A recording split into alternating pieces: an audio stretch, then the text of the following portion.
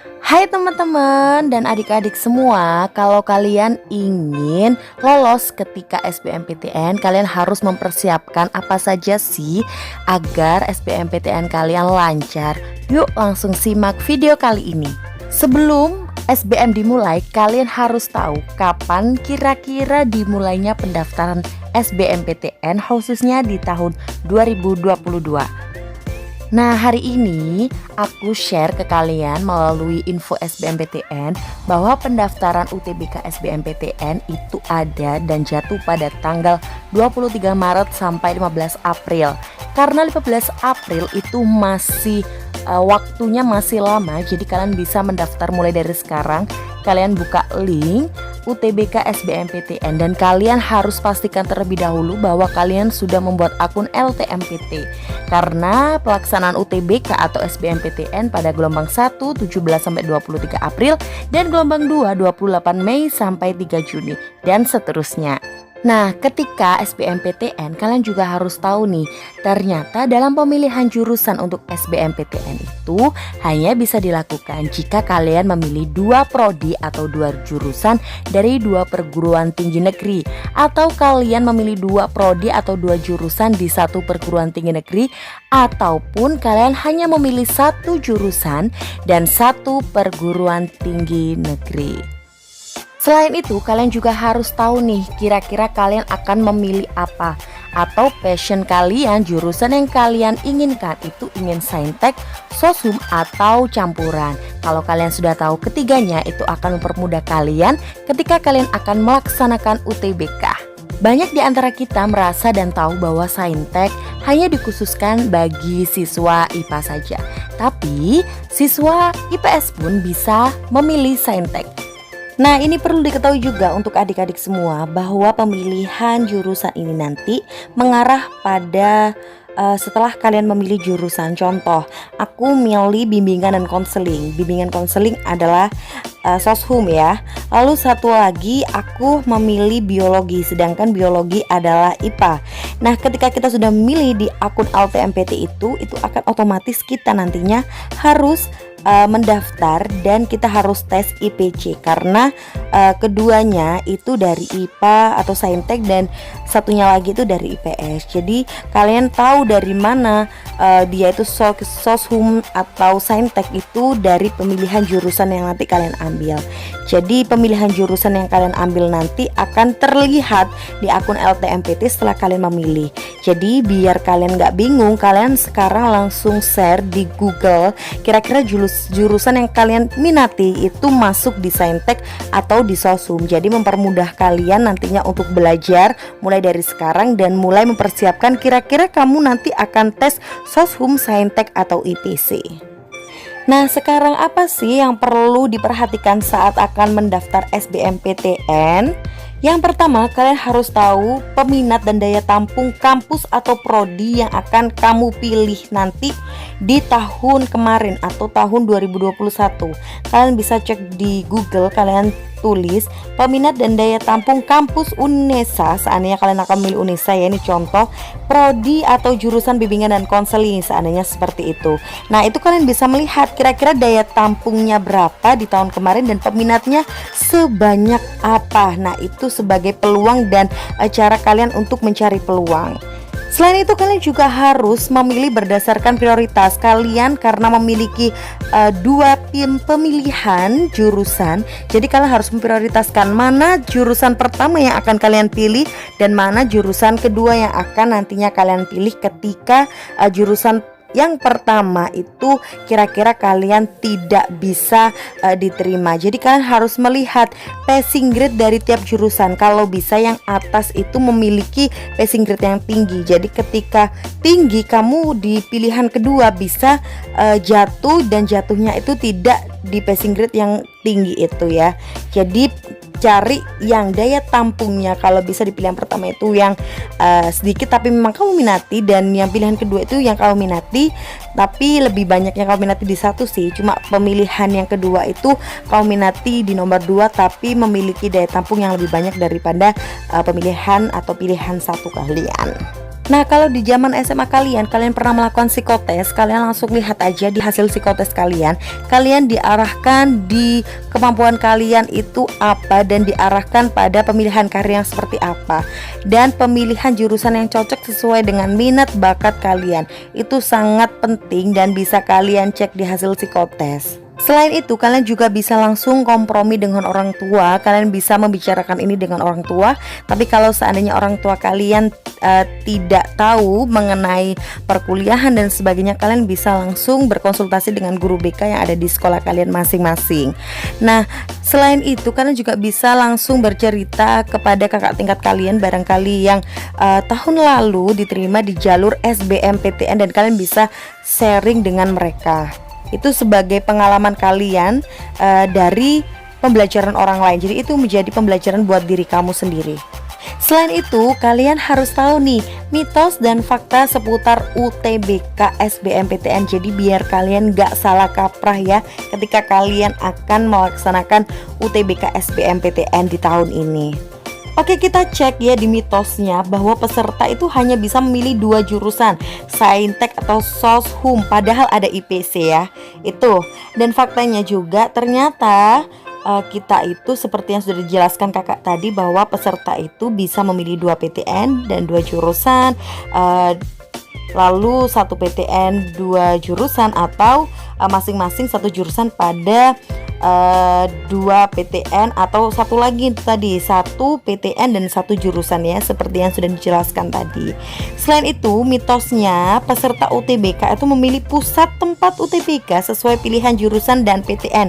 Contoh ya, aku memberi contoh. Aku tinggal di Jawa Timur, Surabaya. Nah, aku milih di UGM, sedangkan UGM ada di Yogyakarta. Kalau aku milih UGM, masa iya tempat UTBK aku harus di UGM?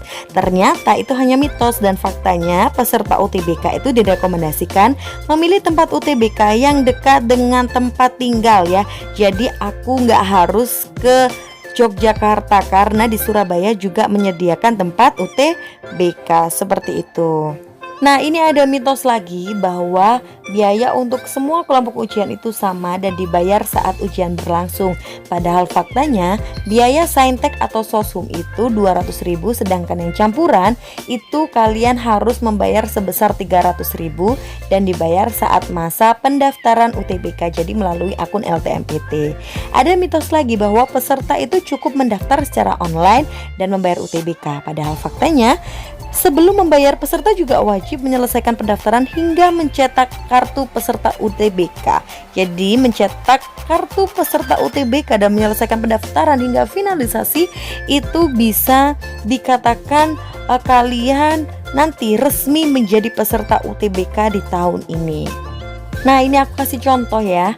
Wajib kalian ketahui panduan lengkap untuk mendaftar SBMPTN di tahun 2022. Yang pertama, kalian harus login di portal LTMPT kalian ya. Kalian harus mempunyai akun di portal LTMPT ini. Lalu kalian bisa lihat di contoh ini ada sign in to pendaftaran UTBK. Ini kalian masukkan email kalian serta password kalian. Jangan sampai kalian lupa ya, karena ini bersifat pribadi untuk diri kalian sendiri. Setelah itu kalian bisa pilih menu UTBK SBMPTN, itu ada di samping kanan ya. Lalu kalian jangan lupa untuk melengkapi biodata yang disuruh. Jadi perlu diperhatikan peserta KIP juga itu harus dicek kembali nomor KIP kuliah. Jadi kalian buka atau login di nomor KIP kuliah kalian untuk disinkronkan dengan pendaftaran UTBK ini. Nah, setelah biodata itu lengkap, kalian jangan lupa untuk simpan permanen biodata. Itu belum akhir ya. Jadi kalian itu harus menyimpan permanen biodata kalian. Setelah kalian menyimpan permanen biodata, nah ini kalian langsung harus periksa dengan teliti dan nantinya kalian akan diarahkan untuk memilih program studi. Nah, program studi itu seperti yang sudah saya jelaskan tadi. Setelah memilih program studi, kalian langsung mengisi portofolio dan jangan lupa ya bahwa pengisian pengisian portofolio itu hanya untuk jurusan seni dan olahraga atau jurusan yang memang dibutuhkan untuk mengisi portofolio. Nah, biasanya ini berupa video atau berupa penilaian itu yang harus diisi. Lalu jangan lupa ketika setelah kalian mengisi portofolio atau itu bisa kalian skip, kalian bisa memilih pusat UTBK yang sudah saya jelaskan tadi, bahwa kalian harus memilih sesuai dengan pilihan yang terdekat dan dekat dengan rumah gitu.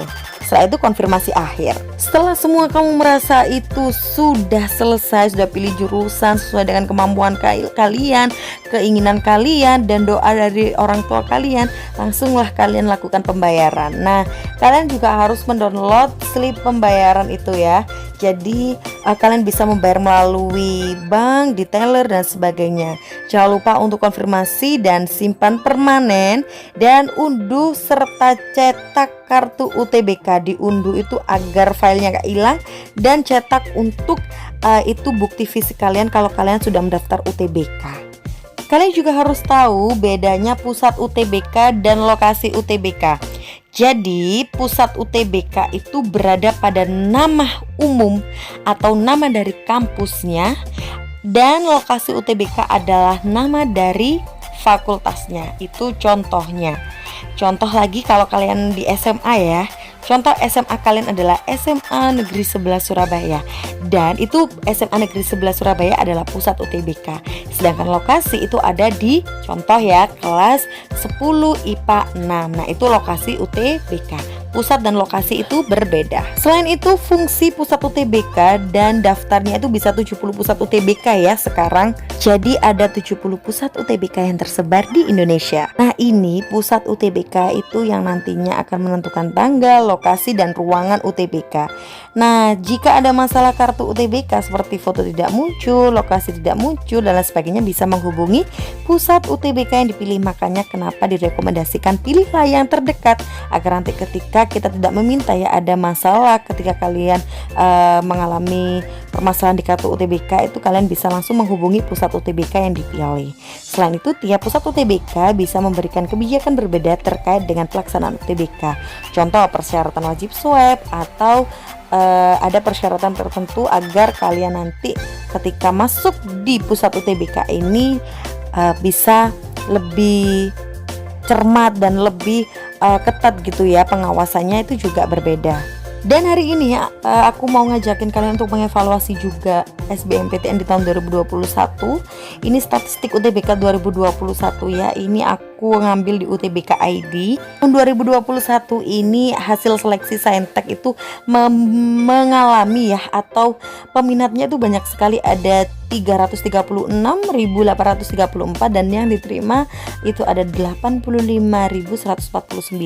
Maka presentasi diterimanya adalah 25,28, dan ini tandanya adalah ketat sekali ya persaingannya. Selain itu Soshum itu ada 378.556, dan yang diterima 83.836. Maka presentasi diterimanya juga ketat, 22,15. Selain itu Saintek dan Soshum itu peminatnya lumayan ya, lebih sedikit daripada Saintek sendiri, Soshum sendiri, yakni 62.468. Ini sebagai peminat, dan yang diterima ternyata 15.957. Maka presentasi diterimanya ini juga 25,54. Jadi ini sama-sama ketat sebenarnya, dan kita harus mencari peluang dari hasil evaluasi di tahun ini. Jadi jangan lupa untuk belajar UTBK, dan kalian harus ingat bahwa saingan kalian itu tidak hanya teman angkatan kamu di tahun 2022, tapi alumni tahun 2020 dan juga 2021. Maksimal orang yang boleh mendaftar UTBK adalah di usia 25 tahun. Jadi tidak menutup kemungkinan akan banyak sekali saingan kamu ketika kamu UTBK. Jangan lupa untuk belajar mulai dari sekarang. Ini juga aku akan menginformasikan jurusan Saintek paling diminati di tahun 2021. Ini aku ambil sama ya di akun UTBK ID. Ini teknik informatika paling banyak diminati, psikologi, farmasi, kedokteran, ilmu aktuaria. Jadi ini secara umum ya jurusan yang paling diminati di tahun 2021. Nah, selain Saintek ternyata Soshum Hukum ini adalah jurusan yang paling diminati di tahun lalu, yakni manajemen, komunikasi, bisnis digital, hubungan internasional, dan ilmu kesejahteraan sosial ya. Jadi ini bisa menjadi kalian atau menjadi informasi kalian, kira-kira nanti kalian minat ini atau enggak. Kalau iya ya, oh ternyata ini adalah jurusan yang paling diminati di tahun kemarin. Selain jurusan yang paling diminati, ini juga ada universitas yang paling diminati di tahun 2021, yang mana yang paling tinggi adalah UGM, dilanjut UB, lalu Unpad, Pajajaran, UI, Universitas Indonesia, dan UNS, Universitas 11 Maret. Dan ini penutup dari aku untuk adik-adik semua, bahwa pendidikan itu bukan cuma pergi ke sekolah dan mendapatkan gelar kalian sudah lulus SMA, tapi juga soal memperluas pengetahuan dan menyerap ilmu kehidupan. Terima kasih telah melihat YouTube channel Esiningsih. Jangan lupa untuk like, komen, dan subscribe. Jangan lupa bagikan juga kepada teman-teman agar ilmu ini bermanfaat bagi teman-temanmu yang lain. Semoga sukses untuk adik-adik yang akan mendaftar SBMPTN tahun 2022. See you.